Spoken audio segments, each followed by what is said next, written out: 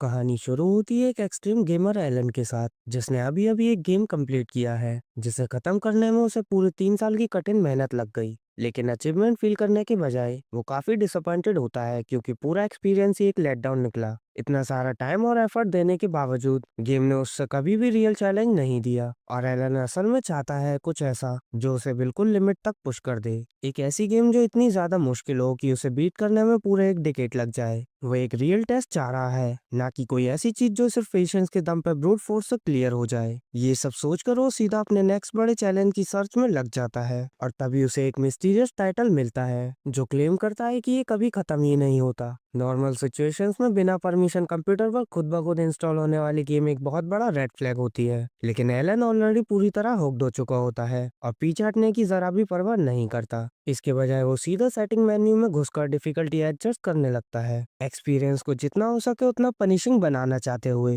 वो डिफिकल्टी को hello mode तक बढ़ा देता है और साथ ही अनटेस्टेड समनर क्लास चूज करता है सिर्फ चीजों को और ज्यादा केओटिक बनाने के लिए। एक शब्द भी पढ़े बिना वो सारी टर्म्स एंड कंडीशन एक्सेप्ट कर लेता है। बदकिस्मती से उन क्लॉजेस में से एक में लिखा होता है कि प्लेयर को दूसरी दुनिया में ट्रांसपोर्ट किया जाएगा और समझने से पहले ही एलन खुद को गांव के बीच एक न्यूबॉर्न बेबी के रूप में रिबॉर्न पाता है। पूरा 1 साल गुजर जाता है और बेबी की जिंदगी एलन की एक्सपेक्टेशन से काफी बेटर निकलती है। उसे ना काम करना पड़ता है, ना पैसों की टेंशन और ना ही किसी रेस्पॉन्सिबिलिटी का बोझ, और ऊपर से दूध तो बिल्कुल ही अनबिलीवेबल होता है। और उसके पास काइंड और लविंग पेरेंट्स होते हैं जो उसका पूरा ख्याल रखते हैं। उसके फादर का नाम रोडिन है और उसकी मदर थेरेसिया, और दोनों मिलकर एक जेन्युइनली हैप्पी कपल लगते हैं। फिर भी गेम को हेल मोड पर सेट करने की वजह से लगता है जैसे कोई classic tragic back story family situation बस होने ही वाली हो। एक रात सुला दिए जाने के बाद एलन अपने छोटे छोटे हाथ उठाता है और जितने भी कमांड फ्रेजेस जानता है सब मटर करना शुरू करता है, बस किसी तरह स्टेटस स्क्रीन लाने की कोशिश में।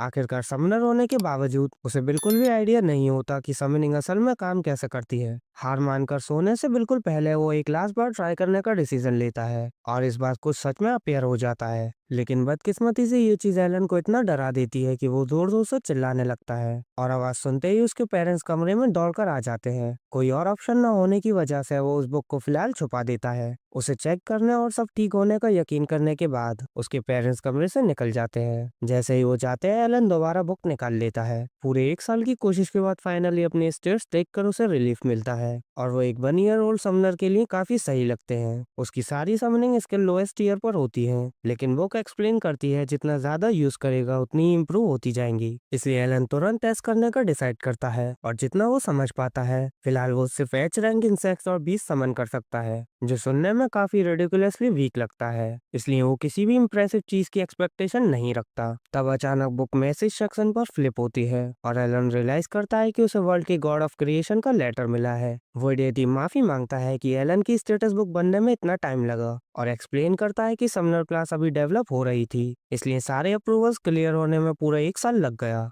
एलन को माफी से कोई फर्क नहीं पड़ता, लेकिन ये सुनकर कि समनर क्लास लास्ट मिनट में जल्दी जल्दी बनाई गई वो एक्साइटेड हो जाता है। अगर इतनी जल्दी पुश की गई है तो डेफिनेटली कुछ बग्स बचे होंगे जिनसे वो छेड़छाड़ कर सकता है। पूरा पंप्ड होकर वो तुरंत टेस्ट करने का डिसीजन लेता है। वो एक इंसेक्ट समन करना चाहता है, लेकिन जल्दी ही उसे रियलाइज होता है कि उसे बिल्कुल भी पता नहीं होता कि समनिंग एबिलिटी एक्टिवेट कैसे करनी होती है। नॉर्मली वो सब रेडिट चेक करता या कोई क्विक ट्यूटोरियल देख लेता, लेकिन यहाँ इंटरनेट ही नहीं है, इसलिए उसे खुद ही फिगर आउट करना पड़ता है। कुछ मिनट सोचने के बाद एलन फाइनली समझ जाता है कि उसे पहले इंसेक्ट स्किल कार्ड बनाना पड़ेगा। वो ट्राई करता है और बिना किसी प्रॉब्लम के काम कर जाता है। अब वो फाइनली अपना इंसेक्ट समन करने के लिए रेडी होता है, लेकिन कुछ भी करने से पहले ही उसकी मदर दोबारा उसे चेक करने आ जाती है। कोई और चॉइस न होने की वजह से एलन जल्दी से फिर से सोने का नाटक करता है। अगले दिन जब उसके पेरेंट्स अपने यूजुअल काम में बिजी हो जाते हैं, एलन अपना ग्रिमोयर खोलता है और फाइनली ग्रास हॉपर समन करता है। कमरा तेज रोशनी से भर जाता है और पहले तो वो इसकी ब्यूटी से पूरी तरह मेस्मराइज हो जाता है। ये फीलिंग सिर्फ 1 सेकंड तक रहती है, जब तक एक मैसिव ग्रास ओवर सीधा उसके चेहरे पर आ लगता है और वो पूरी तरह फ्रीक आउट कर जाता है।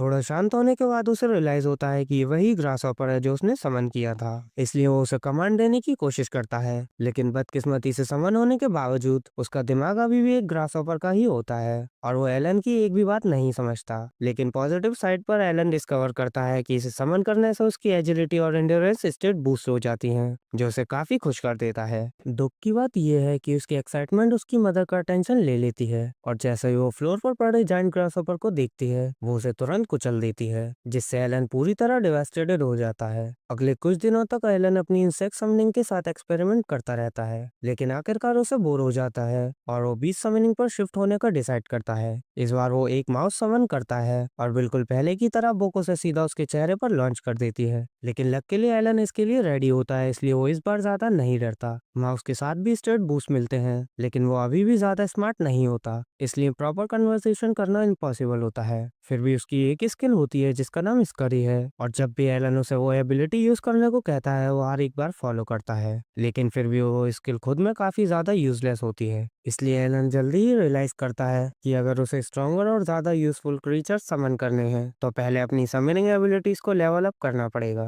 एलन का ग्रिमोयर रिवील करता है कि वो एक टाइम पर 10 समनिंग कार्ड स्टोर कर सकता है, और इससे भी अच्छी बात यह है कि हर समन के स्टेट बफ स्टैक हो जाते हैं। तो अगर वो 10 माउट कार्ड लोड करता है, तो उसे अटैक और एचपी दोनों में +10 बूस्ट मिलता है। सिर्फ इतना ही उसे एवरेज बेबी से काफी अलग ले जाता है, लेकिन सिस्टम को पूरी तरह ब्रेक करने और फुल ओवर पावर्ड होने के लिए उसे तेज स्पीड से लेवल अप करना पड़ेगा। नॉर्मली ये इतना पेन नहीं होता, लेकिन जीनियस एलन ने हेल मोड चूज किया है क्योंकि उसे लगा एक्स्ट्रा डिफिकल्टी मजा देगी। अब एक्सपीरियंस गेन करने में 100 टाइम ज्यादा टाइम लगता है, मतलब उसने ऑफिशियली खुद को एक हेलिस ग्रैंड फिस्ट में लॉक कर लिया है। उस दिन बाद रोडिन लड़खड़ाता हुआ घर वापस आता है, पूरा खून से भीगा होता है, लेकिन थैंकफुली ये खून उसका नहीं होता। उसने बस गांव के लोगों की मदद की होती है एक जाइंट बोर को गिराने में। एलन की आंखें क्यूरियोसिटी से चमक उठती हैं, तो रोडन उसे दिखाने ले जाने का ऑफर देता है। बिना सोचे समझे एलन अपने डैड के कंधों पर चढ़ जाता है और दोनों हंटिंग ग्राउंड की तरफ निकल पड़ते हैं। एलन के लिए ये पहली बार होता है जब वो घर के बाहर की दुनिया देखता है,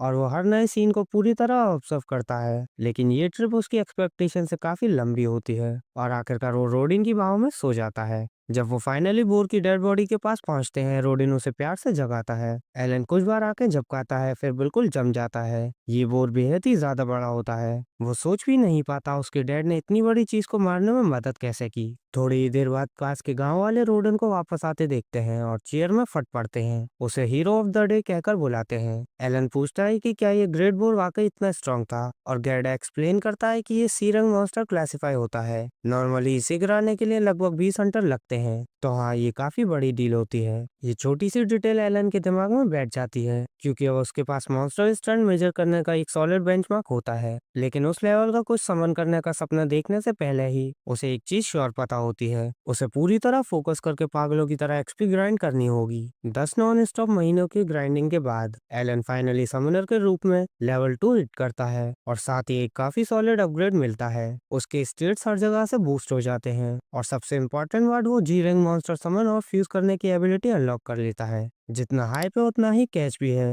फ्यूजन करने में काफी ज्यादा एमपी लगता है, इसलिए एलन जल्दी जल्दी डिनर खत्म करता है ताकि मैना रिफिल हो जाए, और रूम में भाग कर जाता है। लेकिन फिर से डिसअपॉइंटमेंट मिलती है। उसका ग्रिमोर साफ साफ बता देता है कि उसकी मैक्स एमपी अभी भी फ्यूजन ट्राई करने के लिए काफी नहीं है, तो फिर से वही ग्राइंड शुरू हो जाती है। फास्ट फॉरवर्ड करके जब एलन 3 साल का होता है, तब जाकर उसकी एमपी स्टेट इतनी हाई हो जाती है कि वो अपनी न्यू स्किल ट्राई कर सके। वो फ्यूजन सेक्शन ओपन करता है और अपना पहला जी रंग समन एक बर्ड क्रिएट करता है, जिसका नाम वो प्राउडली चैपी रखता है। चैपी की मेन एबिलिटी वॉइस मिमिक होती है, जो उसे किसी भी आवाज को परफेक्टली कॉपी करने देती है, ट्रैप्स लगाने या एनिमी को कंफ्यूज करने के लिए परफेक्ट। एलन अपनी स्क्वाड में एक फ्रॉक और एक मोल भी ऐड करता है। फ्रॉक काफी यूजलेस होता है, क्योंकि वो सिर्फ उछलता है और चमकता है जैसे एक लिविंग डिस्ट्रैक्शन। लेकिन मोल काफी ज्यादा यूजफुल होता है, क्योंकि वो सेकंड्स में जमीन में एक बड़ा होल बना सकता है। एच रैंक समन्स के कंपैरिजन में ये नए समन्स काफी ज्यादा यूजफुल होते हैं, और पहली बार एलन को लगता है कि वो प्रॉपर गेम खेल रहा है, ना कि सिर्फ बेबी मोड हेल ग्राइंड। फिर भी वो अभी भी रियल थ्रेट्स का सामना करने लायक स्ट्रांग नहीं होता। इसी टाइम के आसपास गैडा की बेटी करीना आती है, बस हैंग आउट करने के लिए। उसके लिए खेलना मतलब स्पेयरिंग होता है, और बदकिस्मती से एलन के लिए वो एब्सोल्युटली स्ट्रांग होती है। एलन अपने सारे समन बफ्स मैक्स कर देता है ताकि थोड़ा चांस मिले, लेकिन फिर भी वो उसे आसानी से हरा देती है जैसे कुछ भी नहीं हो। मतलब लड़की बिल्कुल अलग लेवल पर है। दिन के एंड तक एलन और करीना घर वापस जाते हैं, और वहाँ उसके लिए एक सरप्राइज वेट कर रहा होता है। थेरेसा दोबारा प्रेग्नेंट प्रेग्नेंट हो जाती है। लगता है जब एलन लेवल ग्राइंड कर रहा था तब रोडिन और थेरेसा फैमिली को लेवल अप करने में बिजी थे। अब जब उनके लिए हैवी काम करना पॉसिबल नहीं रहा, एलन हार्वेस्ट में मदद करने का ऑफर देता है। आखिरकार अब अपने समन बफ्स के साथ उसके फिजिकल स्टेट अब लगभग एडल्ट के लेवल के हो चुके हैं, लेकिन उसके पेरेंट्स तुरंत उस आइडिया को रिजेक्ट कर देते हैं। वो उसे कहते हैं कि फिलहाल बस छोटे मोटे कामों तक ही लिमिटेड रहे और बचपन एंजॉय करे। रोडिन उसे याद दिलाता है कि असली जिम्मेदारियां जल्दी ही आ जाएंगी,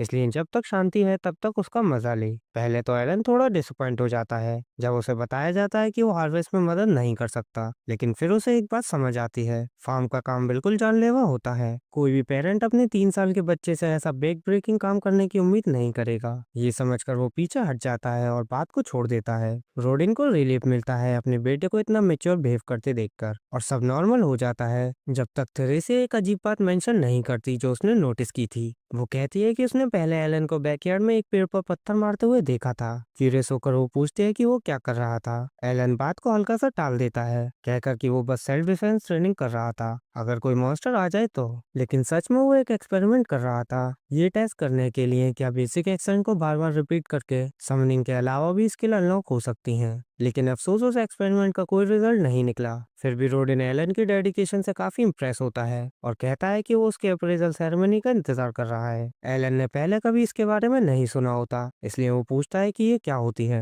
रोडिन समझाता है कि जब कोई बच्चा 5 साल का होता है तो उसका अप्रेजल होता है जिसमें उसकी कोई हिडन टैलेंट या स्किल रिवील होती है, और अगर एलन को कोई पावरफुल स्किल मिल जाए तो उसके पास एक अमीर और सक्सेसफुल जिंदगी जीने का चांस हो सकता है। जैसे ही विंटर आता है एलन एक्सपेरिमेंट जारी रखता है और बर्फ में एक ग्रास हॉपर समन करके टेस्ट करता है कि उसके समन्स कितने ड्यूरेबल हैं। उसकी सरप्राइज के लिए वो पूरे एक दिन तक सरवाइव कर लेता है, जिसे वो एक विन मानता है। लेकिन ये छोटी सी जीत जल्दी ही डिजास्टर बन जाती है जब करीना फिर से एक और स्पेयरिंग मैच के लिए आटा पकती है। हमेशा की तरह एलन बुरी तरह हार जाता है और उसे फाइट करते वक्त वो अपने समन को भी बिल्कुल भूल जाता है। यहीं से बातें बिगड़ने लगती हैं। ग्रास हॉपर जो अभी भी एक्टिव होता है उनके पैर पर चढ़ जाता है और उसे बुरी तरह डरा देता है। वो लड़खड़ा कर गिर जाती है। अपने आप में ही डेंजरस था लेकिन और भी रिस्की हो जाता है क्योंकि वो प्रेग्नेंट होती है। रोडिन तुरंत भागकर आता है और भले ही थेरेसा कहे कि वो ठीक है, लेकिन ये साफ होता है कि गिरने से लेबर स्टार्ट हो चुका है। चाहे वो रेडी हो या नहीं, बच्चा आने वाला होता है।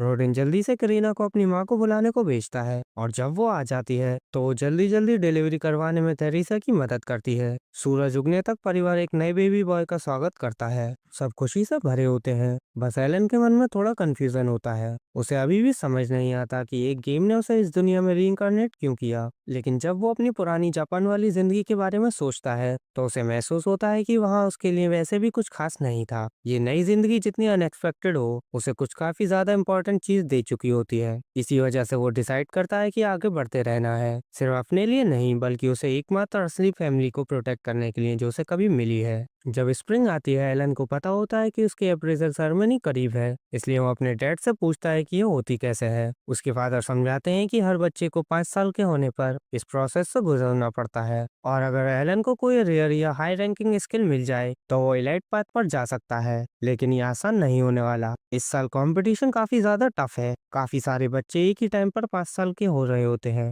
जिसमें से करीना भी शामिल है। सब लोग कम्युनल डिस्ट्रिक्ट की तरफ जाते हैं जहाँ सेरेमनी होने वाली होती है, लेकिन जैसे जैसे वो चर्च के पास आते हैं एलन कुछ अजीब नोटिस करता है। बाकी ज्यादातर बच्चे काफी अच्छे कपड़ों में सज धज कर आए होते हैं, जबकि वो खुद लगभग फटे हुए कपड़ों में होता है। अब ध्यान देने पर उसे समझ आता है कि वो पैदा होने से ही ऐसे ही कपड़े पहनता आ रहा है। अगर ये कोई इंडिकेशन है तो उसकी फैमिली सोशल लेडर पर काफी नीचे है। फिर भी उसे ज्यादा फर्क नहीं पड़ता। जब वो चर्च पहुंचते हैं तो सब लोग उसके सामने बाहर जमा हो जाते हैं। कुछ प्रीस्ट बाहर आते हैं और एलन भीड़ में कुछ लोगों को गरीब फैमिली का मजाक उड़ाते हुए सुनता है, लेकिन प्रीस्ट को ये बिल्कुल पसंद नहीं आता। वो तुरंत उस बात को बंद करवा देते हैं और सबको याद दिलाते हैं कि डिवाइन ब्लेसिंग कभी डिस्क्रिमिनेशन नहीं करती, यहाँ तक कि एक गरीब किसान के बच्चे को भी लेजेंडरी स्किल मिल सकती है। इतना कहकर वो सबको सेरेमनी के लिए अंदर ले जाते हैं। जैसे एलन अंदर कदम रखता है वो ऑल्टर के पास 3 बड़े बड़े स्टैचू चीज नोटिस करता है। ये इस दुनिया के पूजे जाने वाले देवताओं को रिप्रेजेंट करते होंगे। उनमें से एक एल्मिया होती है, क्रिएशन की डेटी।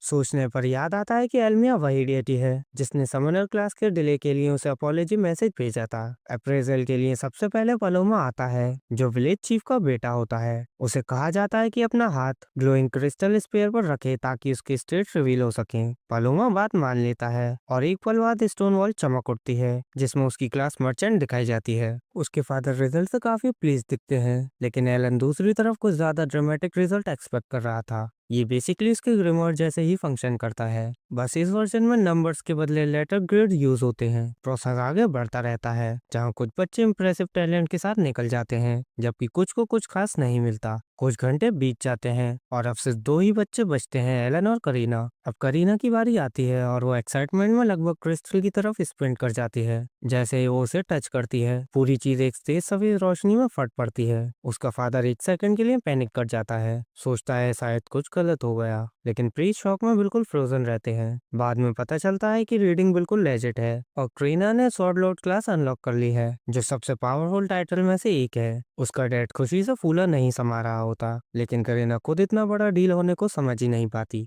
एलन इस अनाउंसमेंट से ज्यादा शॉक नहीं होता क्योंकि वो सालों से करीना से पिटता आ रहा है, इसलिए ये काफी सेंस बनाता है। लेकिन अब उसकी बारी आती है और प्रीत उसे ऑल्टर के पास आने को कहता है। जब वो अपना हाथ क्रिस्टल बॉल पर रखता है, पहले कुछ नहीं होता, लेकिन फिर अचानक एक फ्लैश होता है और वो चीज उसे पीछे की तरफ उड़ा देती है। रोडिन तुरंत भागकर आता है, पहले चेक करता है कि एलन ठीक है या नहीं, फिर प्रीत से पूछता है कि उसके बेटे को कौन सा टैलेंट मिला, क्योंकि रीडिंग उसकी स्ट्रॉन्ग पॉइंट नहीं है और क्रिस्टल ने इतना स्ट्रॉन्ग रिएक्ट किया था, इसलिए वो कुछ इनसे एक्सपेक्ट कर रहा था। लेकिन इसके बदले प्रीत कहता है कि एलन के पास 0 टैलेंट है। एलन बिल्कुल स्टन रह जाता है कि कोई चांस ही नहीं। उसे पूरे यकीन के साथ पता है कि उसके पास एक स्किल है, लेकिन जब वो बोर्ड की तरफ देखता है तो वो इस बात को कंफर्म कर देता है, हर एक स्टेट ई रैंक पर लॉक्ड होता है। वो पूरी तरह कन्विंस हो जाता है कि ये पूरा मैस एल्मिया की गलती है, जिसने समनर क्लास का कोड बिल्कुल बिगाड़ दिया है। इससे पहले ही वो ज्यादा पैनिक या स्पाइरल करे, रोडिन पीछे से उसे गले लगा लेता है ताकि शॉक थोड़ा कम हो जाए। वो नहीं चाहता कि एलन बिना टैलेंट के होने की वजह से टूट जाए। इसके बाद सब साथ में घर लौटते हैं और जो भी हुआ उसके बावजूद कोई भी उसे अलग तरह ट्रीट नहीं करता। एलन सच में अप्रिशिएट करता है कि उसकी फैमिली उसे सपोर्ट करती है, लेकिन अंदर ही अंदर उसे पता होता है ये नो टैलेंट वाली बात सच नहीं है। उसका ग्रिमोयर अभी भी बिल्कुल नॉर्मल काम करता है, जो उसे लगता है कि ई रैंक्स का ज्यादा लेना देना उसके हेल मोड पर अटके होने से है। बाकी सारे बच्चे उसके ही एज के होते हैं और शायद उनका एवोल्यूशन उनके लेवलिंग पोटेंशियल के बेसिस पर हुआ होता है, लेकिन एलन के केस में क्योंकि उसे एक लेवल गेन करने के लिए लिटरली 100 टाइम्स ज्यादा एक्सपी चाहिए होता है, इसलिए ये बात साइंस बनाती है कि उसकी स्टेट गटर में अटके हुए हैं, चाहे उसकी असली स्टंट बोर्ड पर दिखाई गई स्टंट से काफी ज्यादा हो। ज्यादातर लोग ऐसी सिचुएशन में अपना दिमाग खो देते हैं, लेकिन एलन कोई कैजुअल नूब नहीं है जो बस फन के लिए खेल रहा हो। वो ब्रूटल ग्राइंड के लिए ही जीता है, फिर भी वो इस फीलिंग को इग्नोर नहीं कर पाता कि समनर क्लास के साथ कुछ सीरियसली गलत है, खासकर जब उसने अपने अप्रेजल के नीचे कुछ स्केची एरर कोड पॉपअप होते देखे।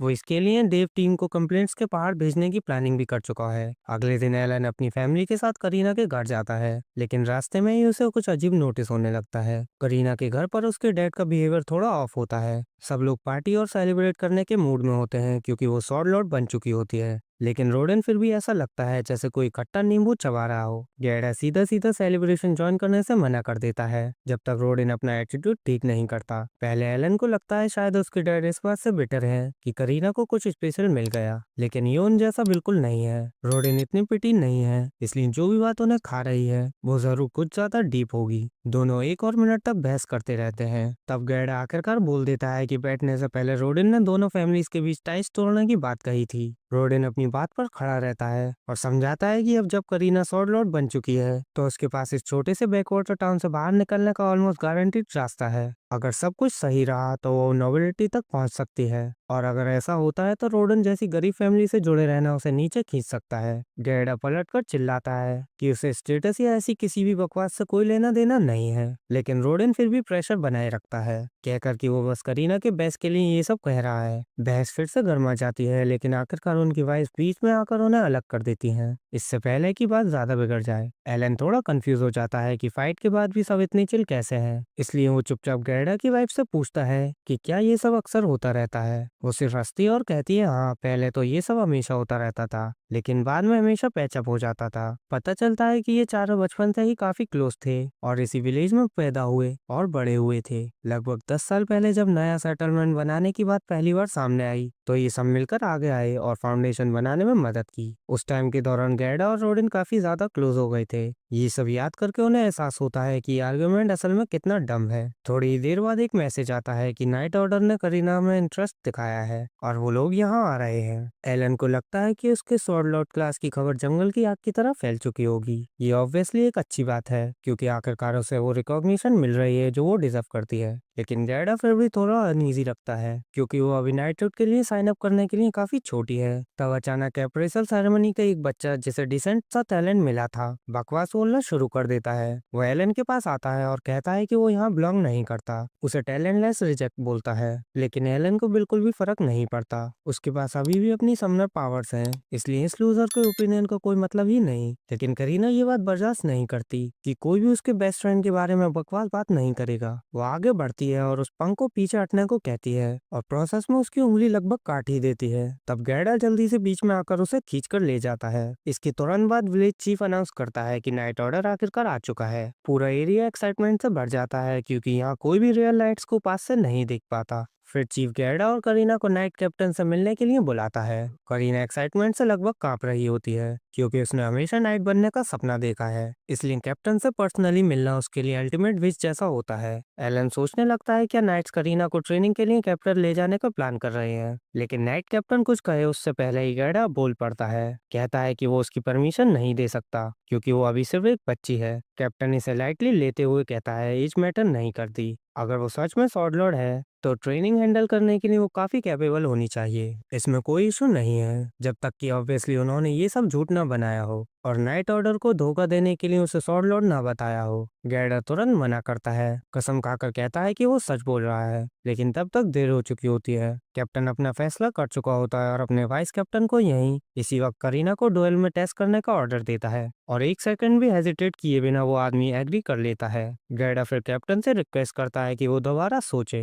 वो नहीं चाहता कि सिर्फ किसी टेस्ट के लिए उसकी बेटी की जान खतरे में डाली जाए, लेकिन कैप्टन बिल्कुल क्लियर कर देता है कि अगर करीना लड़ने से मना करती है तो यही प्रूफ माना जाएगा कि वो फ्रॉड है और अगर ऐसा हुआ तो सिर्फ वो ही नहीं बल्कि उसकी पूरी फैमिली को मार दिया जाएगा। तब एक नाइट उसे तलवार देता है। कोई नॉर्मल 5 साल का बच्चा अब तक डर से कांप रहा होता, लेकिन करीना नहीं। जैसे ही उसे पता चलता है कि उसे एक रियल वेपन यूज करने मिलेगा, वो बिना हेजिटेट किए डुएल एक्सेप्ट कर लेती है। क्राउड पीछे हट जाता है और डुएल शुरू होता है। लेवरेंड आगे बढ़कर उसका सामना करता है और करीना एक सेकंड भी वेस्ट नहीं करती और फुल स्पीड में चार्ज करती है और एक नजर में ही दिख जाता है वो अपने साइज से दुगनी तलवार को ऐसे घुमा रही होती है जैसे कागज की बनी हो। वो सच में लेवरेंड के साथ पेस मैच कर रही होती है, उसे गार्ड पर रहने पर मजबूर करती है, लेकिन फिर भी वो उसे ज्यादा मुश्किल के बिना हैंडल कर रहा होता है। नाइट कैप्टन ठंडी नजरों से देख रहा होता है और जो उसने अब तक देखा उससे बिल्कुल भी इम्प्रेस नहीं लगता। लेकिन फिर करीना लेवरेंड के अटैक को क्लीनली ब्लॉक करती है और काउंटर के लिए रेडी हो जाती है, लेकिन वो स्ट्राइक करे उससे पहले ही लेवरेंड उसे एक लात मारता है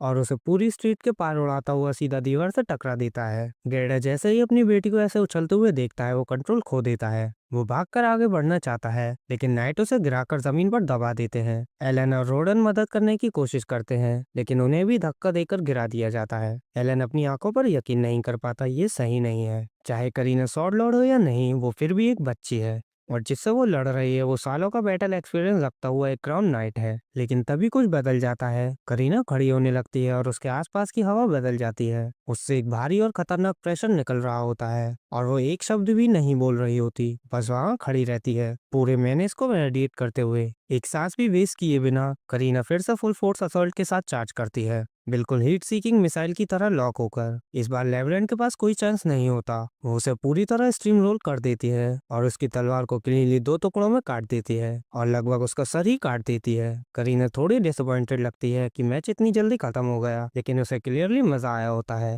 वो कैजुअली लेवरेंड को वार्म अप के लिए थैंक्स बोलती है और वहां से चल देती है, बेचारे को सिर्फ ये सोचकर छोड़कर कि उसे एक 5 साल की बच्ची ने पूरी तरह हरा दिया। गैडा गहरी सांस छोड़ता है, थैंकफुल होता है कि उसकी बेटी एक पीस में ठीक ठीक है और उसकी तारीफों की बारिश कर देता है, लेकिन वो उसे प्रोसेस भी नहीं कर पाता कि नाइट कैप्टन आगे आ जाता है और गैडर तुरंत गार्ड हो जाता है, नहीं चाहता कि वो आदमी उसकी बेटी के पास भी आए। इस बार कैप्टन अपना एरोगेंस छोड़ देता है और मान लेता है कि करीना सच में स्वॉर्ड लॉर्ड है। वो डुअल में उसे घसीटने के लिए माफी मांगता है। वो कहता है कि वो उसके फ्यूचर के बारे में प्रॉपरली बात करना चाहता है, लेकिन गैडर तुरंत मना कर देता है। फिर कैप्टन ऑफर करता है कि अगर मदद मिले तो वो मीटिंग में बैकअप ले आने देगा, और थोड़ी हेजिटेशन के बाद गैडर सिर्फ इसलिए मान जाता है क्योंकि इससे उसे थोड़ा सिक्योर फील होता है। सब लंच के लिए चीफ के घर जाते हैं, जहाँ जीनो पहले की गई हरकत के लिए प्रॉपरली माफी मांगता है। वो समझाता है कि उसे बैरन ने ऑर्डर दिया था ये वेरीफाई करने के लिए क्या इस विलेज में सच में कोई जेन्युइन स्वॉर्ड लॉर्ड है या नहीं, और जो उसने अभी देखा उसके बाद इस बात से इनकार का कोई सवाल ही नहीं है। फिर जीनो बताता है कि 3 साल पहले एक सो कॉल्ड स्वॉर्डमैन सेंट एक काउंट के घराने में निकला था, लेकिन ये बात एलन के लिए तुरंत रेड फ्लैग बन जाती है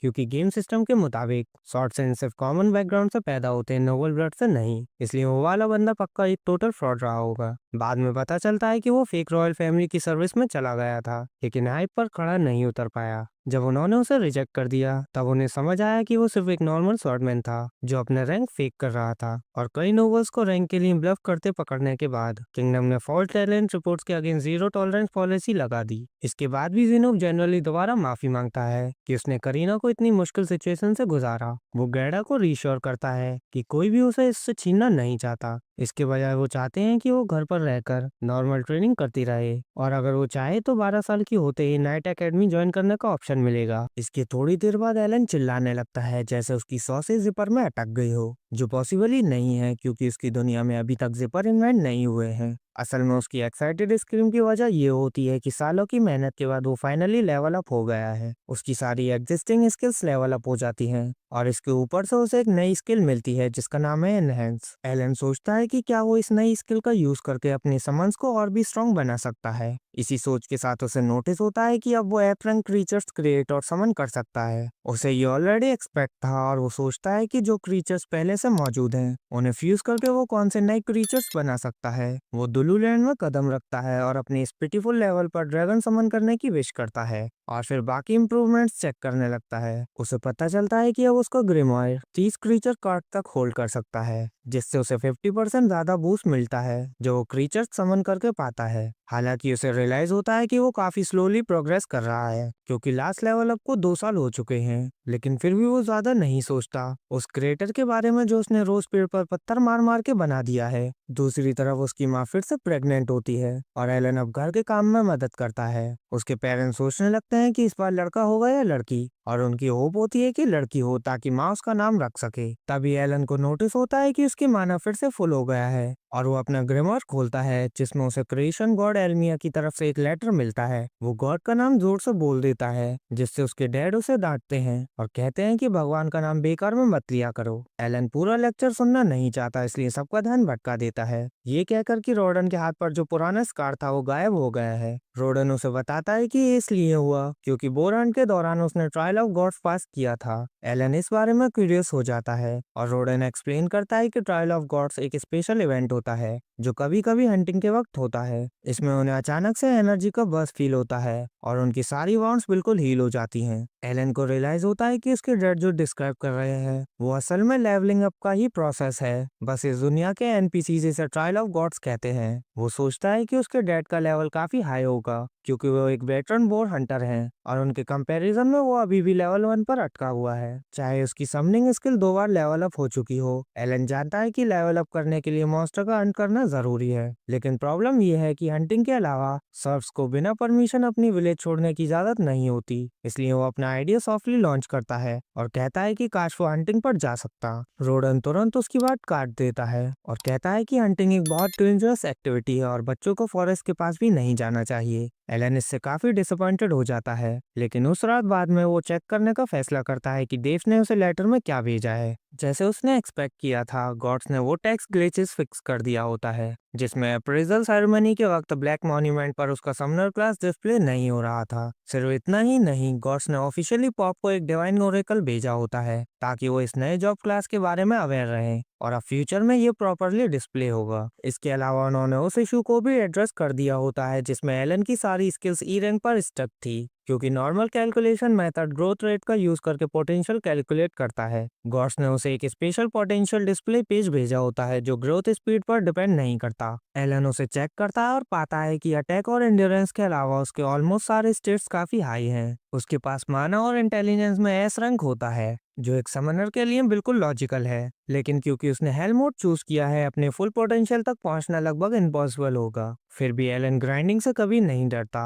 और वो तुरंत अपनी इनहेंस स्किल को एक ग्रास हॉपर मॉन्स्टर पर ट्राई करने का डिसाइड करता है। वो पाता है कि ये स्किल उसके समन क्रीचर्स के स्टेट को बूस्ट करती है, लेकिन उसके खुद के स्टेट पर कोई इफेक्ट नहीं होता। वो बूस्टेड ग्रास हॉपर समन करता है जो एक सेकंड के लिए गोल्डन ग्लो करता है, लेकिन तभी उसकी माँ आ जाती है और उसे पैर के नीचे कुचल देती है। अगले दिन रोडन हंटिंग के लिए निकल जाता है और एलन घर के काम खत्म करने के बाद अपने एक्सपेरिमेंट शुरू करता है। वो एग्जिस्टिंग क्रीचर्स के सारे कॉम्बिनेशन ट्राई करता है नए क्रीचर्स बनाने के लिए, लेकिन सक्सेस सिर्फ तब मिलती है जब वो बग्स को बर्ड के साथ फ्यूज करता है। रिजल्ट किसी तरह एक ग्रास टाइप क्रीचर होता है और ये लॉजिक गोकू और लोफी दोनों को मिलाकर भी ज्यादा स्टूपिड लगता है। एनीवे एलन एक्साइटेड होता है ये देखने के लिए कि ग्रास टाइप समन उसे कौन से बफ्स देता है। वो सुपर हैप्पी हो जाता है जब उसे पता चलता है कि उसकी माना कैपेसिटी बूस्ट करता है, जिससे वो और ज्यादा समन और फ्यूजन कर सकता है। एलन और भी एक्साइटेड हो जाता है और तुरंत क्रीचर समन करता है जो एक एप्पल होता है जिसके आर्म्स और लेग्स स्टिक जैसे होते हैं। एलन को रियलाइज होता है कि ये लिविंग एप्पल कॉम्बैट के लिए बिल्कुल भी नहीं बना है और वो चेक करता है कि इसकी स्पेशल एबिलिटी का नाम अरोमा है। वो एप्पल को कमांड देता है कि एबिलिटी यूज करे और वो अचानक जमीन के अंदर धंस जाता है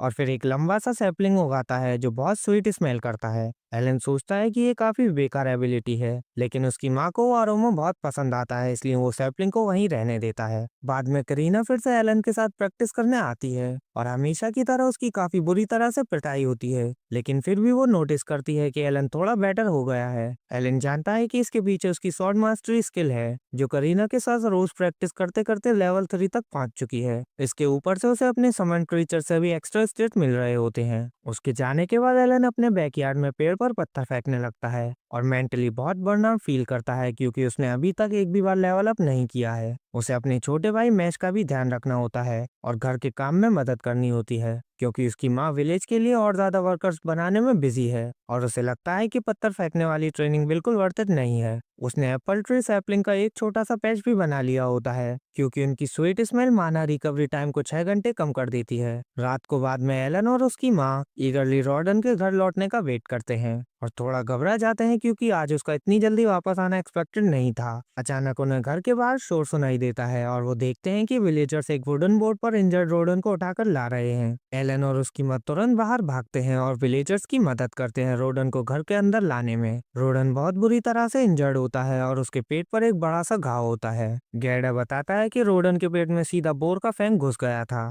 और अगर उनके पास एक रेयर मेडिकल हर्ब नहीं होता तो वो घर पहुंचने से पहले ही मर चुका होता। उसकी माँ पूछती है कि उनके पास वो मेडिसिनल हर्ब कैसे आई और गैडा बताता है कि नाइट कैप्टन ने दूसरे दिन करीना के साथ अपने बिहेवियर के लिए अपॉलॉजी के तौर पर उसे कुछ गोल्ड कॉइन्स दिए थे और उन्हीं कॉइन्स से उसने ये हर्ब्स खरीदे थे। बाकी विलेजर्स अचानक कन्वर्सेशन में ज्वाइन हो जाते हैं, कहते हुए कि रॉडन के इंजर्ड होने की जिम्मेदारी कमनर्स की है और वो इस मैटर को अपने तरीके से सेटल करने के लिए तैयार है। तभी मैच शोर सुनकर वहां आ जाता है और रोने लगता है, इसलिए एलन उसे वापस अंदर ले जाकर सुला देता है। गैडा भी विलेजर्स को कहता है कि थोड़ा रेस्ट करें और किसी भी तरह की लड़ाई शुरू ना करें जब तक वो अपने बेस्ट फ्रेंड पर नजर रखेगा। एलन गैडा के पास जाता है और धीरे से पूछता है कि क्या वाकई उसके डैड के इंजर्ड होने के ब्लेम किसी कमनर पर है और गैडा हाँ में जवाब देता है। वो बताता है कि कुछ दिन पहले विलेज चीफ ने उनसे कहा था कि कमनर्स को भी बोर हंट में इंक्लूड करें क्योंकि बोर मीट बहुत प्रीशियस होता है। हालांकि इसके ज्यादा हिस्सा बैरन के पास चला जाता है, लेकिन बचा हुआ मीट हंटर्स के बीच बांट दिया जाता है। कमनर्स सिर्फ एसेंशियल आइटम के बदले मीट ट्रेड करके ही पा सकते हैं और वो कभी भी बोर हंट्स के लिए वॉलंटियर नहीं करते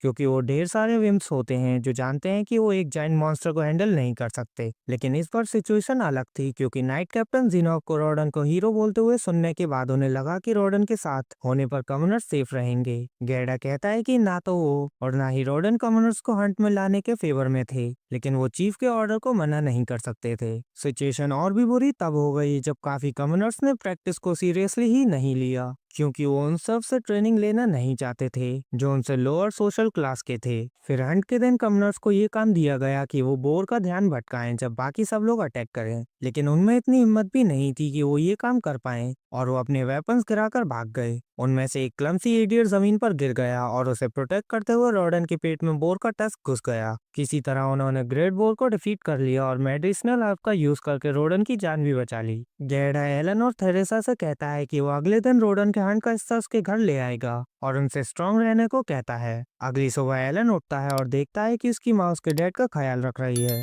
वो कहता है कि वो उसकी जगह काम संभाल लेगा, लेकिन वो बताती है कि वो बिल्कुल ठीक है। तभी रोडन एक झटके के साथ उठ जाता है, अभी भी यही सोच रहा होता है कि वो हंट के बीच में है। उसका परिवार ये देखकर रिलीव्ड हो जाता है कि उसकी होश पूरी तरह लौट आई है। जब उनका इमोशनल मोमेंट चल रहा होता है तब एलन रियलाइज करता है कि अब तक वो अपना टाइम सही से यूज नहीं कर रहा था। वो सिर्फ स्ट्रांग होने पर फोकस कर रहा था, लेकिन उसके पीछे कोई गोल नहीं था। अब उसे समझ आता है कि ये दुनिया यहाँ रहने वालों के लिए कोई गेम नहीं है, उसके फैमिली के लिए भी नहीं। इस दुनिया में रहने वाले लोग रियल हैं और उसकी फैमिली भी बिल्कुल रियल है। एलन डिसाइड करता है कि अब उसे अपनी पावर का यूज अच्छे काम के लिए करना होगा ताकि वो अपनी फैमिली को सेफ रख सके, खासकर तब जब उसके डैड कुछ टाइम तक मूव नहीं कर पाएंगे। तभी गैडा वहाँ रोडन के हंट का हिस्सा लेकर आता है और उसे रोडन को होश में देखकर खुशी होती है। गैडा रोडन से कहता है कि वो किसी बात की चिंता ना करे और सिर्फ ठीक होने पर फोकस करे, क्योंकि बाकी विलेजर्स इस विंटर उसकी फैमिली के लिए काम संभाल लेंगे। अचानक एलन बोल पड़ता है और अपने डैड से उनके कामों को संभालने की परमिशन मांगता है ताकि वो अपनी फैमिली की मदद कर सके।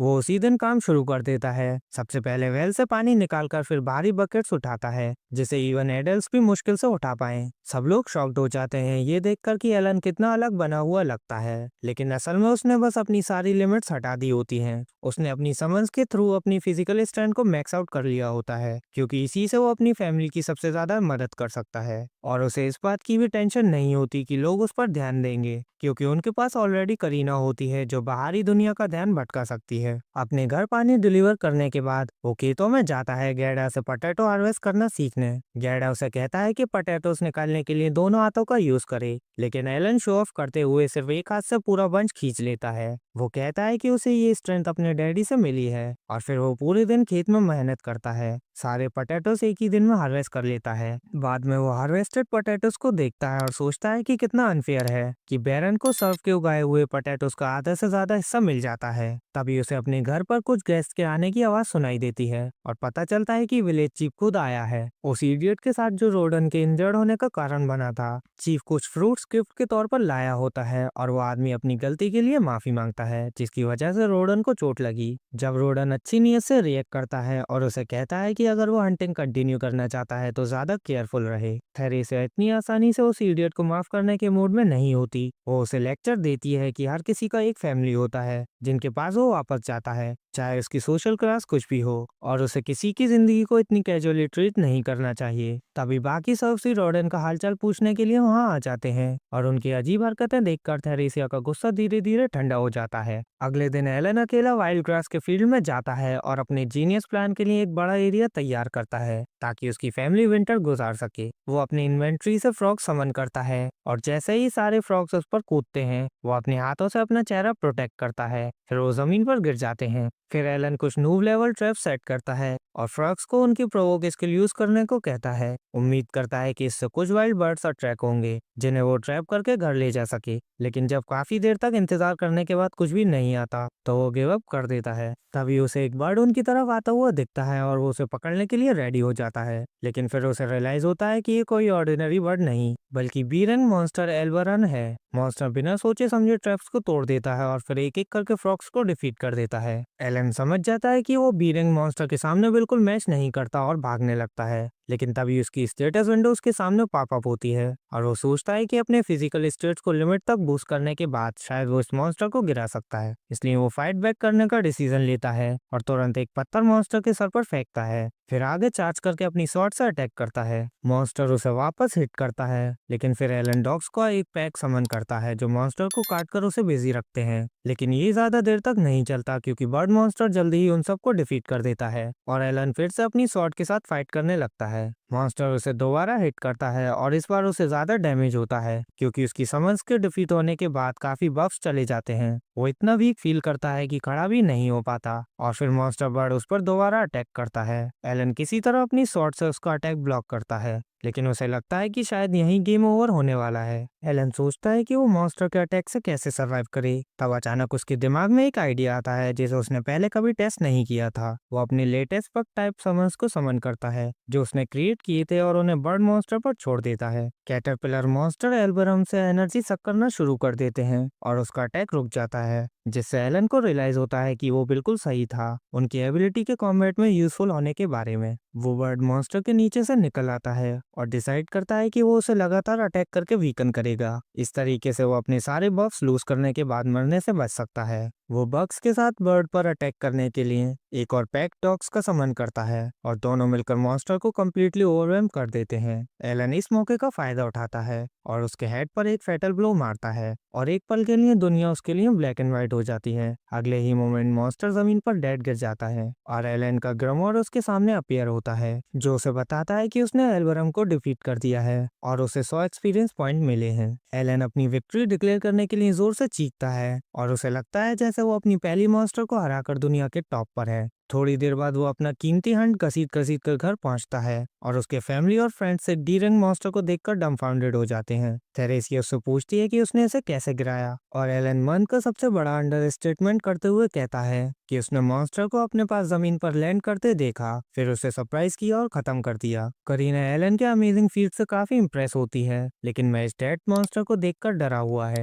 रोडन एलन के फेस पर एक कट नोटिस करता है और पूछता है कि क्या वो कहीं और हर्ट हुआ है और एलन रिप्लाई करता है कि वो ठीक है और उसके चेहरे का जख्म भी हील होना शुरू हो गया है। गैडा मॉन्स्टर के कॉप्स को एग्जामिन करता है और उस पर डॉग्स के बाइट मार्क्स नोटिस करता है। वो एलन से पूछता है कि क्या उसने भी मॉन्स्टर को बाइट किया था और कहता है कि अपनी स्टोरी कंसिस्टेंट रखने का ध्यान रखे। एलन कहता है कि वो प्योर इंस्टिंक्ट्स पर फाइट कर रहा था, इसलिए उसे याद नहीं कि ये कैसे हुआ। गैडा डिसाइड नहीं कर पाता कि उसके दिमाग में बनी तस्वीर पर हंसे या एलन की वाइल्डनेस से डरे, इसलिए वो मॉन्स्टर को प्रोसेस करना शुरू कर देता है। जब वो रोडन से डिटेल के बारे में बात करने के लिए मुड़ता है, एलन गैडा के सिर पर एक बड़ा सा बम नोटिस करता है और उसे पूरी तरह यकीन होता है कि वो या तो उसकी वाइफ से मिला हुआ या करीना के साथ शॉर्ट प्रैक्टिस के दौरान। जब वो अपने आप पर हंस रहा होता है, गैडा उससे मदद मांगता है और दोनों मिलकर अब्राहम को उल्टा लटका देते हैं ताकि उसका खून ड्रेन हो सके। गैडा एलन को बताता है कि एल्बरन का वजन लगभग 7 केजी होता है और उसमें से 40 केजी सिर्फ ब्लड और बोन्स होता है, इसलिए उससे ज्यादा मीट नहीं निकलता, लेकिन उसके फेदर अच्छी कीमत पर बिक जाते हैं। एलन ग्रेटफुल होता है कि गैडा उसे ये सब सिखा रहा है, लेकिन फिर उसकी एक्साइटमेंट तब खत्म हो जाती है जब उसे रियलाइज होता है कि उन्हें इसका 60% लॉट को देना पड़ेगा। एलन को ये अनफेयर लगता है और गैडा उसे बताता है कि अच्छे नोबल्स छोटे ई रैंक मॉन्स्टर जैसे हॉर्न रैबिट्स को इग्नोर कर देते हैं, लेकिन वो सर्स को डी रैंक मॉन्स्टर अपने पास रखने नहीं देंगे। अचानक गैडा मॉन्स्टर को काट कर उसका मैजिक स्टोन निकालता है और कहता है कि ये भी टैक्स सिस्टम के अंदर आता है,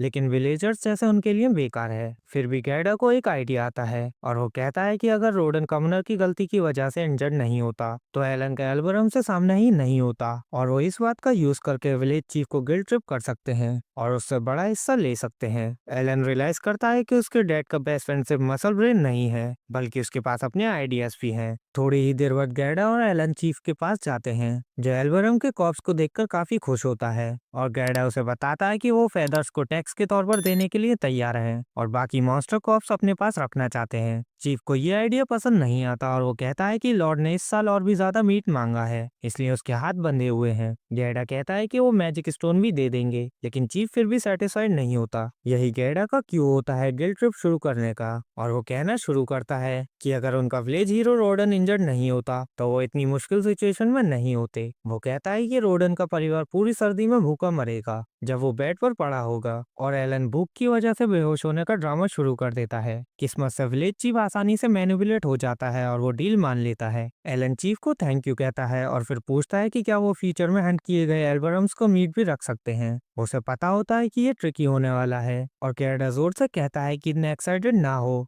क्योंकि उसे दोबारा किसी डी-रैंक मॉन्स्टर का शिकार करने का लक इतनी जल्दी नहीं मिलेगा। चीफ ये बात मान लेता है और हंसकर कहता है कि अगर वो कभी एल्वरम हंट करने में लकी हुए तो वो उसका मीट रख सकते हैं। एलन और गैडा खुश होते हैं कि उनका प्लान पूरी तरह सक्सेसफुल रहा और थोड़ी ही देर बाद एलन एक और ट्रैप सेट करता है एल्वरम का हंट करने के लिए। ट्रैप पहली बार की तरह बिल्कुल परफेक्ट काम करता है। इस बार दो मॉन्स्टर फ्रॉक्स पर अटैक करने के लिए सूफ डाउन करते हैं। एलन पहली फाइट के बाद ज्यादा समझदार हो चुका होता है और वो तुरंत फ्रॉक्स को रिकॉल करता है ताकि कोई स्टेट लूज ना हो। फिर वो बग्स को भेजता है ताकि मॉन्स्टर की एनर्जी सक करें और फिर उनके हेड पर एक पत्थर मारकर उनका बैलेंस बिगाड़ देता है। उसके बाद वो अपने डॉग्स को भेजता है उन्हें काटने के लिए और फिर अपनी वुडन स्वॉर्ड से उनके हेड पर एक ब्लो मारकर फिनिश कर देता है। दो मॉन्स्टर को डिफीट करने के बाद वो अपने समन्स को रिकॉल करता है और उसे अपने आप पर गर्व होता है क्योंकि काफी मॉन्स्टर हर्ट करने के बाद ये पहली बार है जब उसने कोई भी समन लूज नहीं किया। अचानक उसका ग्रिमोर अपेयर होता है और उसे बताता है कि उसने 1000 एक्सपीरियंस पॉइंट हासिल कर लिए हैं और लेवल 2 पर रीच कर गया है। एलन ये सुनकर बहुत खुश होता है और तुरंत अपनी स्टेट चेक करता है और देखता है कि उसकी हेल्थ और माना फुल्ली रिस्टोर हो चुकी हैं और उसके सारे स्टेट्स भी काफी इंप्रूव हो गए हैं। वो अपने ग्रिमोर को हक करता है क्योंकि इस दुनिया में आए हुए उसे 6 साल हो गए हैं और वो आखिरकार लेवल अप हुआ है। वो डिसाइड करता है कि अब वो अपनी छोटी सी सीक्रेट अपनी फैमिली को भी बताए और एल्वरम्स को घर ले आता है। रोडन ये देखकर शॉक्ड होता है कि एलन ने इस बार दो मॉन्स्टर डिफीट कर दिए, लेकिन वो कुछ नहीं कहता। उसके तुरंत बाद एलन करीना के साथ अपनी शॉर्ट ट्रेनिंग पर जाता है और अब वो काफी तेज हो चुका होता है। वो उसके अटैक कंसिस्टेंटली डॉज कर पाता है, लेकिन उसका दिमाग इस बात में लगा होता है कि उसके पास पूरी सर्दी के लिए काफी मीट है और अब उसे सिर्फ फायरवुड चाहिए। वो सोचता है कि अगर वो 20 और एल्वरम्स हंट करे तो वो लेवल 3 तक पहुंच सकता है, लेकिन ये इस सर्दी में पॉसिबल नहीं लगता। अपने ख्यालों में इतना खो जाने की वजह से करीना चुपके से उसके पीछे आ जाती है और उसके सर पर हिट मार देती है, अपनी विनिंग स्ट्रीक जिंदा रखते हुए।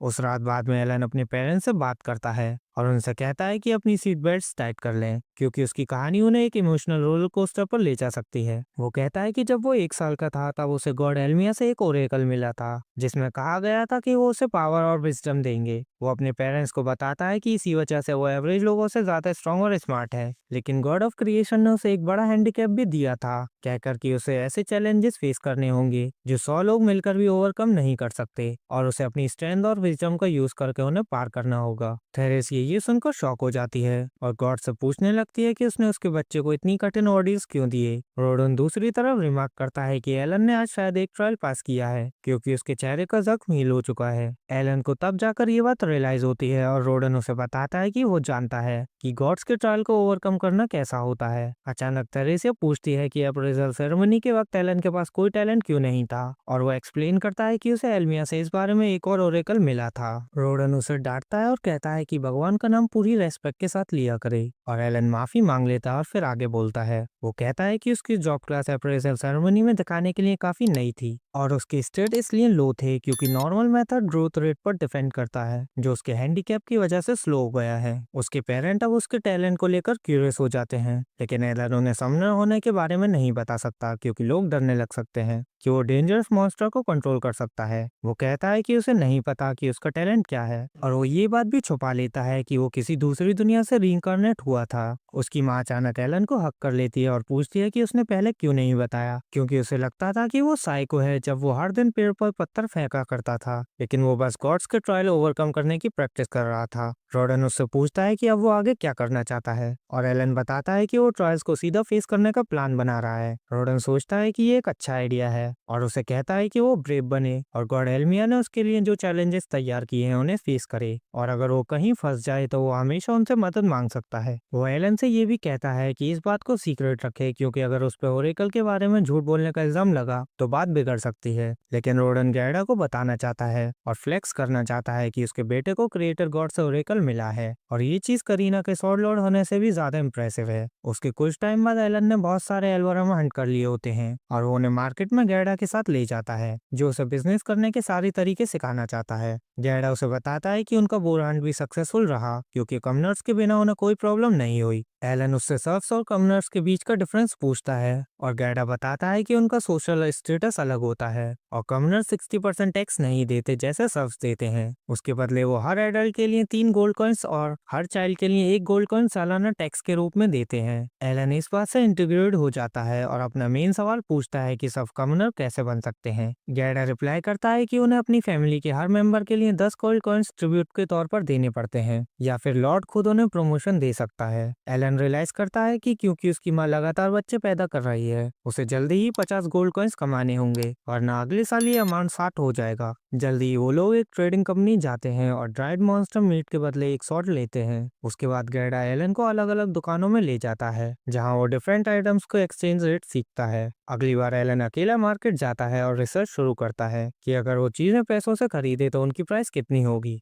थोड़ी रिसर्च के बाद उसे पता चलता है कि एल्बरम जर्की का एक पैकेट एक सिल्वर कॉइन में बिकता है, और अगर उसे 50 गोल्ड कॉइन्स कमाने हैं तो उसे 500 एल्बरम हंट करने पड़ेंगे। वो इस ग्राइंड के बारे में सोचना बंद कर देता है और एक मेडिकल स्टोर जाता है और माना रिकवरी पोशंस के बारे में पूछता है। शॉपकीपर रिप्लाई करता है कि उनकी चीप स्टोर में इतना फैंसी सामान नहीं रखा जाता, और एलन डिसाइड करता है कि वो बाकी मेडिसिनल हर्ब्स देखेगा और उनके स्केचेस अपने ग्रिमर में ड्रॉ करेगा। फिर वो शॉपकीपर से पूछता है कि क्या उसके पास मूलर्स फ्लावर है, और जैसे ही वो नाम सुनता है दुकान वाला डिफेंसिव हो जाता है, क्योंकि पिछली बार वो फ्लावर्स गैडा को बेचे गए थे, जो उसकी दुकान में घुसकर उन्हें बेचने की भीख मांग रहा था। शॉपकीपर कहता है कि गैडा बहुत ज्यादा परसिस्टेंट था, भले ही उसके पास उन्हें खरीदने के लिए सिर्फ आधा पैसा था और उसने बाकी बाद में देने का प्रॉमिस किया था। वो लिटरली घुटनों पर बैठ गया था और भीख मांग रहा था कि उसे अपने दोस्त को बचाने के लिए वो फ्लावर्स चाहिए, और आखिरकार शॉपकीपर को मानना पड़ा। वो अभी भी उस बात से फ्रस्ट्रेट है, भले ही गैडा ने बाद में पैसे दे दिए थे। और तब एलन अचानक उसे थैंक्स के तौर पर मीट का एक पैकेट दे देता है, क्योंकि मिलर्स फ्लावर्स ने रोडन की जान बचाई थी। उसके बाद एलन एक ब्लैक स्मिथ शॉप पर जाता है और वहाँ 50 सिल्वर कॉइन्स के वेपन्स को घूरता रहता है, इसलिए वो डिसाइड करता है कि अभी उनके सपने नहीं देखेगा। अचानक एक्स यूजर डोगोरा वहाँ आ जाता है और एलन से पूछता है कि वो उसके बाप की दुकान पर क्या कर रहा है। एलन उस रूड ब्रेड से उलझना नहीं चाहता, इसलिए वो कहता है कि वो बस देख रहा था और वहाँ से चला जाता है। लेकिन डोगोरा बिना किसी वजह के उसे पंच मारता है और कहता है कि वो उसका मिनियन बच जाए, बिल्कुल पल चीफ के बेटे की तरह। एलन डिसाइड करता है कि शुरू से ही डोगोरा को कंट्रोल में रखने के लिए फाइट बैक करेगा। वो अपना लगेज जमीन पर रख देता है और अपनी वुडन शॉट डोगोरा की तरफ पॉइंट करता है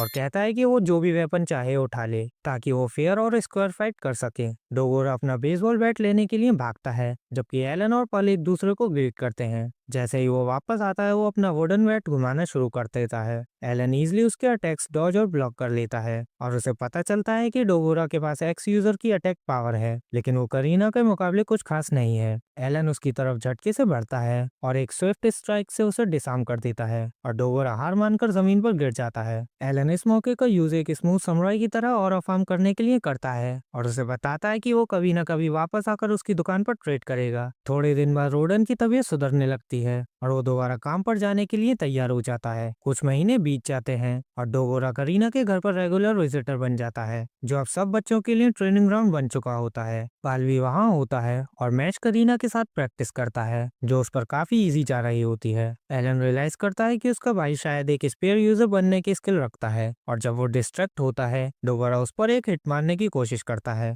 लेकिन उसकी मूवमेंट अभी भी काफी क्रूड होती है और एलन सिर्फ डॉज करता है ताकि वो खुद जमीन पर गिर जाए। उसके कुछ रात बाद जब एलन अपनी बेबी सिटर को सोते हुए देख रहा होता है, रोडन और गैडा घर आते हैं और दोनों काफी थके हुए लगते हैं। उनकी बीवी उनसे पूछती है कि क्या हुआ, और वो बताते हैं कि बैरन ने इस साल उन्हें 10 की जगह 15 वाइल्ड वोर्स हंट करने का ऑर्डर दिया है और इसी वजह से उन्होंने कमनर्स को दोबारा ज्वाइन करने दिया। उनकी बीवी पूछती है कि रोडन के इंजर्ड होने के बाद किस बेवकूफ को ये आइडिया अच्छा लगा, लेकिन वो मना नहीं कर सकते थे क्योंकि ये बैरन का ऑर्डर है। इससे भी बुरा ये है कि अगले साल उन्हें 20 पोर हंट करने होंगे, और अगर वो ये नहीं कर पाए तो लॉर्ड दूसरी जगह से और सर्फ लाने के लिए तैयार है, जो गांव के लिए बुरी खबर है क्योंकि जो सर्फ हंट नहीं कर पाते उनकी जमीन छीन ली जाती है। रोडन कहता है कि उनका सिर्फ एक ही ऑप्शन है कि वो ज्यादा फ्रिक्वेंटली हंट्स पर जाएं, क्योंकि वो कमनर्स पर भरोसा नहीं कर सकते, भले ही ये तरीका भी रिस्की हो। अचानक एलन कहता है कि भले ही वो ज्यादा बार हंट्स पर जाकर कोटा पूरा कर लें, ये हर साल बढ़ता ही रहेगा जब तक उन्हें या तो बाहर से सर्फ लाने ना पड़े या कमनर्स को अलाउ ना करना पड़े।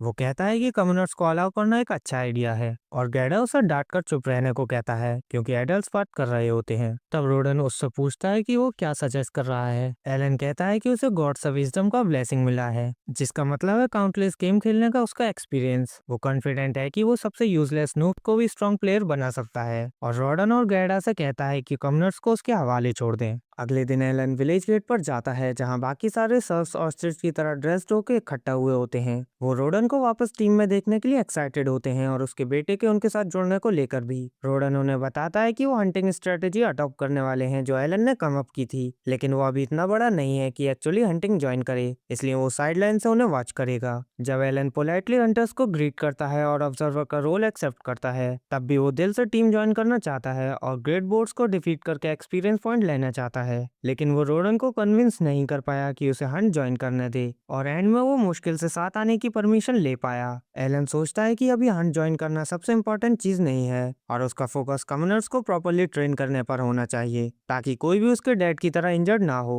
तभी वो कमनर जो पिछले साल रोडन की इंजरी का रीजन था वहां आता है और एक बार फिर अपोलोजाइज करता है। वो रोडन से कहता है कि अगर इस बार वो गलती करे तो उसके पैथेटिक एस को कवर मत करे, लेकिन रोडन उसे कहता है कि अपने काम पर फोकस करे और बाकी चीजों के लिए टीम पर ट्रस्ट करे। इसके बाद गर्डा पूरे ग्रुप को विलेज के बाहर लीड करता है और एलन आसपास के सीनरीज देखने के लिए एक पल लेता है क्योंकि ये उसका पहली बार विलेज के बाहर निकलना है। वो सोचता है कि ये सिर्फ बिगनिंग है और जल्दी वो यहाँ काफी वक्त स्पेंड करेगा लेवल अप करने के लिए। एलन दूर व्हाइट ड्रैगन माउंटेन को नोटिस करता है जो ग्रेट बोर्ड्स का घर है, जो मौसम ठंडा होते ही माउंटेन से नीचे आते हैं। उसने ये स्टोरीज भी सुनी है कि माउंटेन के समिट पर एक लेजेंडरी व्हाइट ड्रैगन रहता है, लेकिन उसे नहीं पता कि ये कितना ट्रू है। लेकिन जब वो अपना ये पूरा इंटरनल मोनोलॉग करने में बिजी था, हंटिंग ग्रुप काफी आगे निकल चुका होता है और वो एलन से पूछते हैं कि क्या वो अब चिकनिंग आउट कर रहा है। वो तुरंत उन्हें कैचअप करने के लिए दौड़ता है और जल्दी ही पूरा ग्रुप अपनी डेस्टिनेशन पर पहुंच जाता है। रॉडन सबको कहता है कि वो अपनी पोजीशन लें जैसे पहले प्लान किया था। जल्दी ही दो सर्फ्स एक ग्रेट बोर को अपनी तरफ अट्रैक्ट करते हैं और वो पास में छुपे सबको रेडी होने के लिए अलर्ट कर देते हैं। जायंट मॉन्स्टर को देखकर एलन टेरिफाइड हो जाता है, लेकिन सर्फ्स उसका सामना हेड ऑन करने के लिए रेडी होते हैं। वो अपनी गार्ड लेते हैं और गैरडा की कमांड पर अपने स्पीयर से बोर के मुंह पर वार करते हैं, जिससे दर्द की वजह से वो चार्ज करना बंद कर देता है। ये रोडन और बाकी टीम के लिए क्यू होता है कि वो साइड से बोर पर अटैक करें, जिससे उसकी बॉडी से खून के फाउंटेन्स फूट पड़ते हैं। एलन साइडलाइन से सब देखते हुए रियलाइज करता है कि उसके डैड और दूसरे सब जो स्ट्रेटेजी यूज करते हैं बोर्ड से लड़ने के लिए वो काफी रॉ है और वो कमनर्स पर रोल देने के लिए ट्रस्ट नहीं कर सकते।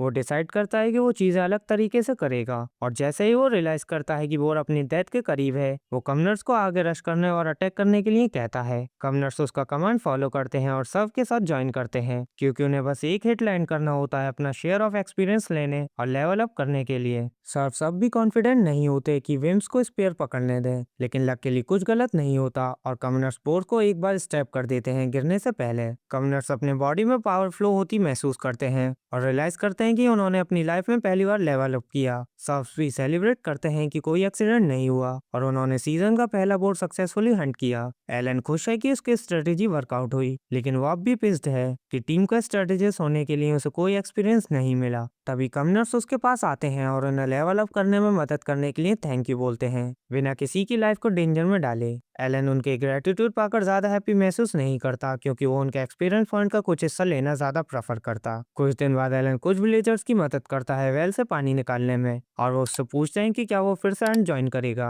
वहां में जवाब देता है, कहता है कि वो हमेशा की तरह साइडलाइंस पर रहेगा और फिर विलेजर्स से कहता है कि रोडन को कन्विंस करें कि उसे हंट ज्वाइन करने दे। सब लोग रोडन से डरते हैं और एलन से कहते हैं कि उन्होंने ये सजेशन दिया तो उन्हें बॉस पर लात पड़ेगी। विलेज का बुचर भी वहां होता है और वो एलन से कहता है कि वो खुशी खुशी उसके साथ जगह एक्सचेंज कर लेगा हंट का थ्रिल एक्सपीरियंस करने के लिए, लेकिन क्योंकि उसकी वाइफ प्रेग्नेंट है वो उसके लिए कोई रिस्क नहीं लेना चाहता। ये सुनकर एलन को एक आइडिया आता है और वो बुचर से एक फेवर मांगता है। वो उसे अपने बैकयार्ड में ले जाता है जहाँ उसने काफी सारे एल्बम लटका रखे हैं उनका खून निकालने के लिए। बुचर इतने सारे एक साथ देखकर डम्फाउंडेड हो जाता है और एलन उससे पूछता है कि क्या वो उन्हें उनके लिए बुचर कर सकता है। वो ऑफर करता है कि हर एल्बम के बदले उसे 2 पैकेट मीट देगा जो वो प्रोसेस करेगा और बुचर को ये डील टू गुड टू पास लगती है। एलन ये काम उसे दे देता है क्योंकि वो एल्बरम मीट बेचकर रियल मनी कमाना चाहता है और अपनी फैमिली के लिए कमनर स्टेटस खरीदना चाहता है। वो सोचता है कि टाउन से बचर लाना काफी कॉस्टली होगा और अगर वो किसी सर्व की मदद लेता है तो उसे टाउन के कम ट्रिप्स करने पड़ेंगे। अगले दिन विलेजर फिर से हंटिंग पर जाते हैं और इस बार उनके साथ ज्यादा कमनर्स होते हैं। नए कमनर श्योर नहीं होते कि क्या वो एलन की स्ट्रेटेजी पुल आउट कर पाएंगे, लेकिन उनके सीनियर्स उन्हें श्योर करते हैं कि ये कम्प्लीटली सेफ है और वो इससे इजीली लेवल अप कर सकते हैं। एलन भी सोचता है कि कमनर्स को धीरे धीरे नंबर में मरने देना एक गुड आइडिया है, ताकि जल्दी ही उनके पास इनफ मेंबर्स हो जाएं, दो टीम्स बनाने के लिए और ज्यादा बोर्ड्स हंट करने के लिए। लेकिन ये उसे लॉर्ड की बढ़ती हुई बोर मीट डिमांड पर सस्पिशियस बना देता है, क्योंकि उसका डोमेन देखकर लगता नहीं कि फूड की कमी है। एलन का थॉट प्रोसेस तब इंटरप्ट हो जाता है जब सब्स बोर्ड को लेकर आते हैं। सब यूजुअल स्ट्रेटेजी फॉलो करते हैं, पहले हिट टैंक करते हैं और फिर साइड से बोर पर अटैक करते हैं और कमनर्स भी ज्वाइन करते हैं। कुछ सेकंड में ही बोर खून से बहते बहते मर जाता है और सब एक और सक्सेस पर रिजॉइस करते हैं। कमनर फिर से लेवल अप की पावर महसूस करते हैं, लेकिन इस बार वो अकेला नहीं है, क्योंकि एलन ने भी लेवल अप किया है। वो सुपर हैप्पी महसूस करता है कि उसका प्लान वर्कआउट हो गया। हालांकि शुरुआत में उसे ये सिली लगा था, लेकिन जब सर्स वाइल्ड बोर को पीछे खींच रहे थे, एलन ने चुपके से अपना ग्रास हॉपर बोर के बिल्कुल सामने समन कर दिया ताकि वो स्क्विश हो जाए। टेक्निकली ये एलन के बोर पर हिट लैंड करने का काउंट हुआ, और जब मॉन्स्टर मरा तो उसे अपना एक्सपीरियंस का शेयर मिल गया। वो खुश है कि अब वो इजिली ग्राइंड कर सकता है और उस ग्रास हॉपर के लिए प्रे करता है जिसने उसके ग्लोरियस कॉज के लिए अपनी जान सेक्रीफाइस की। कुछ महीने बाद न्यू ईयर्स ईव होता है और एलन और करीरा को चीफ के घर पार्टी में इनवाइट किया जाता है। वो कैंडीज और गिफ्ट्स के साथ घर वापस आते हैं और एलन सोचता है कि ये चीफ का तरीका है उन्हें 15 बोर्ड्स का कोटा मीट करने के लिए थैंक करने का। घर पहुंचते ही वो देखते हैं कि उनकी फैमिलीज ने पहले ही बारबेक्यू शुरू कर दिया है। जब वो सब मिलकर बारबेक्यू एंजॉय करते हैं, गैडा बच्चों से पूछता है कि क्या चीफ ने उनके बारे में कुछ कहा, और एलन जवाब देता है कि उसने कोटा मीट करने के लिए उन्हें थैंक किया। फिर गैडा उनके पीछे बूज की बोतल नोटिस करता है, और जैसे ही एलन कंफर्म करता है कि चीफ ने दी है, रोडन और गैडा दोनों एक्साइटेड हो जाते हैं। एलन इसी पर काउंटिंग कर रहा था और वो इस चांस का यूज अपना मास्टर प्लान लॉन्च करने के लिए करता है। एलन अपने भाई से पूछता है कि क्या वो उसके साथ स्पीयर फाइटिंग प्रैक्टिस करना चाहता है, क्योंकि उसमें स्पीयर यूजर बनने का टैलेंट है। दोनों एडल्ट्स ये सुनकर कंफ्यूज हो जाते हैं और एलन से कहते हैं कि बाहर जाने से पहले बॉटल उन्हें दे दे, लेकिन वो मना कर देता है और कहता है कि चीफ ने बॉटल उसे दी थी क्योंकि वो उसकी पार्टी में नहीं आए थे। दोनों उसे बताते हैं कि वो अभी ड्रिंक करने लायक भी नहीं है, और एलन जवाब देता है कि अगर वो उसे गेम में हरा देंगे तो वो बॉटल दे देगा। गैडा तुरंत एग्री कर लेता है, भले ही रोडन उसे केयरफुल रहने की वार्निंग देता है। फिर एलन पूछता है कि अगर वो उन्हें हरा दे तो उसे क्या मिलेगा। रोडन पूछता है कि उसे क्या चाहिए, और एलन कहता है कि अगर वो जीत गया तो इस साल होने वाले सारे बोर हंट्स में उसे स्पेयर व्हील करने का हक मिलेगा।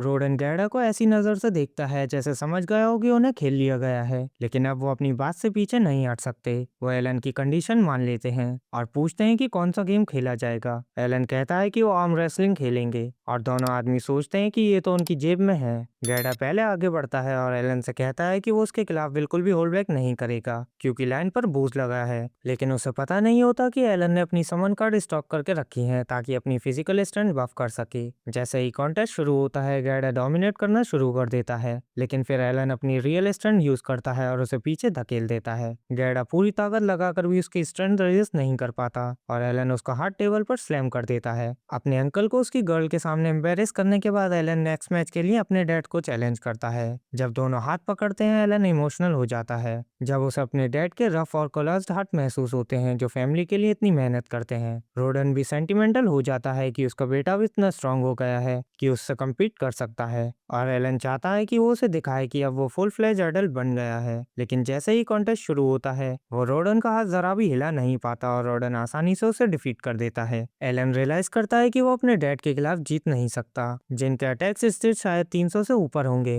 वो अपने डैड की स्ट्रेंथ देखकर प्राउड फील करता है और बॉटल ऑफ बूज उन्हें दे देता है। जब रोडन और गैडा ड्रिंक करना शुरू करते हैं, एलन कैलकुलेट करता है कि उनकी स्ट्रेंथ शायद सी और डी रैंक के आसपास होगी। इससे उसे एक बेंचमार्क मिल जाता है कि इस वर्ल्ड के नॉर्मल लोग कितने स्ट्रांग होते हैं, और वो डिसाइड करता है कि वो उनके लेवल तक पहुंचने के लिए हार्डवर्क करेगा। तभी लेडीज एलन को कहती हैं कि वो अपनी डिफीट से ज्यादा अपसेट ना हो, जबकि वो एक्चुअली बिल्कुल बॉदर्ड नहीं होता। रोडन उसे बताता है कि वो ऑलरेडी गैडा से स्ट्रांग है, लेकिन जब तक वो उसे हरा नहीं देता वो हंट्स ज्वाइन नहीं करेगा। एलन उस कंडीशन को एक्सेप्ट करता है और सोचता है कि अगर विंटर आने से पहले वो अपनी समन स्किल को एक बार और लेवल अप कर ले तो शायद वो रोडन को हराकर हंट ज्वाइन कर पाएगा। कुछ महीने बाद एलन की समन स्किल लेवल 4 तक पहुंच जाती है और वो ई रैंक क्रीचर अनलॉक करता है, साथ ही एक नया क्रीचर टाइप भी। उसे उन्हें बनाने के लिए ऑलरेडी एग्जिस्टिंग क्रीचर को फीस करना पड़ता है, लेकिन इस बार उसके पास इतना माना है कि वो फ्रीली एक्सपेरिमेंट कर सकता है। जब एलन अपने स्टेट में इंप्रूवमेंट एनवायरनमेंट चेक कर रहा होता है तो उसे एक नई स्किल दिखती है जिसका नाम स्टोरेज है। जैसे ही वो उसे एक्टिवेट करता है उसे अपने ग्रिमोर के बीच एक स्क्वायर ब्लैक होल मिलता है। वो तुरंत स्टिक और स्टोन उसमें डालकर टेस्ट करता है और पता लगता है कि जब तक चीज एंट्रेंस में फिट होती है वो स्टोरेज बॉक्स में अनलिमिटेड अमाउंट का सामान स्टोर कर सकता है। ये बात एलन को कंफ्यूज कर देती है क्योंकि storage skill clearly end game skill लगती है और लेवल 3 बिगनर जैसे उसे ये नहीं मिलनी चाहिए थी। वो सोचता है कि शायद देश ने मिस्टेक कर दी उसे ये स्किल देकर, जबकि उसे इसकी जरूरत नहीं है, लेकिन फिर खुद को कन्विंस करता है कि इसका रीजन जल्दी ही सामने आ जाएगा। उसी दिन बाद में वो डिसाइड करता है कि ई रैंक इंसेंस बनाएगा, लेकिन वो कुछ भी मैनेज नहीं कर पाता। वो सोचता है शायद उसके पास इनफ माना नहीं है, लेकिन पता चलता है कि ई रैंक क्रीचर बनाने के लिए मैजिक स्टोन्स चाहिए। खुशकिस्मती से एलन के पास हॉर्न ड्राइवर से मिले कुछ ई रैंक स्टोन्स होते हैं जो उसने अपने हॉट किए हुए कैश के साथ स्टोर करके रखे थे। वो उन्हें निकालकर स्ट्रॉन्ग बॉक्स समन करने की कोशिश करता है, लेकिन वो भी काम नहीं करता और वो एक्सपेरिमेंट के लिए मैजिक स्टोन को स्टोरेज के अंदर फेंक देता है। इस बार वो परफेक्टली वर्क करता है और वो ई रैंक बटरफ्लाई क्रिएट कर लेता है जो उसकी एक्सपेक्टेशन से काफी बड़ी होती है। तभी उसकी मदर वहां आ जाती है और एलन समहाउ उस ओवरसाइड बग टाइप पोकेमोन को अपनी पीठ के पीछे छुपा लेता है जब तक वो चली नहीं जाती। अगला समन वो एक ई रैंक एनिमल करता है जो एक सेबर टूथ टाइगर निकलता है और उसे देखकर एलन सच में डर जाता है, लेकिन सेबर टूथ काफी ओबियंट और स्ट्रांग होता है और वो एलन की फिजिकल स्ट्रेंथ को 10 पॉइंट बूस्ट भी करता है। फिर एलन डिसाइड करता है कि वो क्रीचर्स को फ्यूज करके नए टाइप्स बनाएगा, लेकिन उसे पता चलता है कि उसके लिए भी मैजिक स्टोन्स चाहिए। वो रियलाइज करता है कि उसे और हॉर्न रैबिट्स अर्न करने होंगे और अपने डैड से उनके बारे में पूछता है। रॉडन बताता है कि हॉर्न रैबिट्स अब विलेज में नहीं आएंगे क्योंकि पिछले साल उन्होंने पूरे विलेज के अराउंड एक ट्रेंच खोद दिया था। एलन ये सुनकर डिसअपॉइंटेड हो जाता है, लेकिन जल्दी उसे और सीखने का मौका मिल जाता है जब करीना स्पेयरिंग सेशन को दोबारा के साथ स्पैंकिंग सेशन में बदल देती है। एलन पल से मैजिक स्टोन्स के बारे में पूछता है क्योंकि वो उनमें सबसे ज्यादा वेल एजुकेटेड बंदा है। पल बताता है कि मॉन्स्टर से हार्वेस्ट किए गए मैजिक स्टोन्स को मैजिक टूल्स बनाने में यूज किया जाता है, लेकिन सिर्फ डी रैंक से ऊपर के मैजिक स्टोन एक्चुअली यूजफुल होते हैं। वो कहता है कि ई रैंक मैजिक स्टोन इतने वर्थलेस हैं कि उसे वो यहाँ वहाँ पड़ा हुआ मिल जाता है और वो ट्रेनिंग ग्राउंड में ही एक ढूंढ लेता है। ये देखकर एलन को नई होप मिलती है और वो पूरे विलेज में घूमकर जितने भी मैजिक स्टोन मिल सकते हैं उन्हें कलेक्ट करता है। उसके बाद वो ग्रासलैंड में जाकर जितने समर्स बना सकता है बना देता है और सोचता है कि उनकी एबिलिटीज क्या होंगी।